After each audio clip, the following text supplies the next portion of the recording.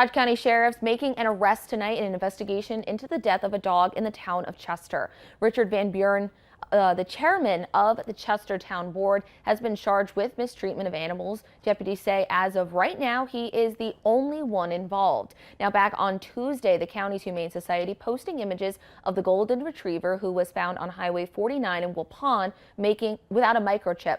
Deputies later reporting that the dog had died. Action 2 News is aware of online rumors about how the dog died. However, we are unable to verify those claims. The department says additional information will be provided as soon as they can ensure it would not impact the investigation or potential legal processes that may follow. The Humane Society is encouraging people to share the dog's photo in hopes of finding its owner.